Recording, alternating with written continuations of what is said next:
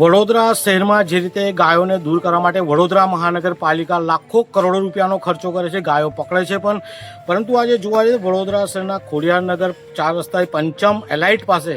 એક ગાય ગાંડી થઈ ગઈ ને 2 વ્યક્તિને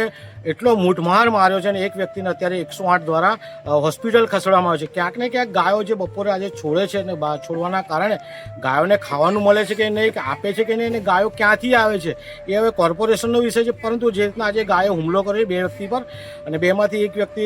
ખૂબ જ ગંભીર રીતે ઘાયલ છે, 108માં મોકલે છે, એક વ્યક્તિ બચી ગયો છે। ક્યાંક ને ક્યાંક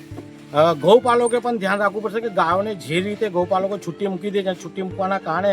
આ ગાયો હુમલા કરતા હોય છે। તો ગૌપાલકોને વિનંતી છે ગાયો છોડો ત્યારે ગાયોની સાથે રહેવા જોઈએ, નહીં તો વડોદરા મહાનગરપાલિકાને પણ વિનંતી છે આજે રવિવાર છે તો રવિવારે તમારી કામગીરી ચાલુ છે કે બંધ છે। ક્યાંક ને ક્યાંક ગાયોના કારણે અકસ્માતો થઈ રહ્યા છે, રોડ અકસ્માત થઈ રહ્યા છે, સાથે આવી રીતે ગાયો જો હુમલા કરશે તો માણસો ગાયોથી એટલા ગભરાશે ન પૂછોની વાત। અમારી એક જ માંગ છે કે ગૌપાલકોને પણ વિનંતી છે ગાયો જ્યારે બહાર કાઢો ત્યારે ગાયોની સાથે રહો, અને વડોદરા મહાનગરપાલિકાને વિનંતી છે કે ક્યાંક ને ક્યાંક ગાયોને તમે જે પકડો છો તો પકડ્યા પછી એને ટેગ કરો છો તો આ ગાયને પણ પકડવામાં આવે, ટેગ કરવામાં આવે અને વડોદરા મહાનગરપાલિકા સખતમાં સખત કામગીરી કરે તેવી અમારી માંગ છે।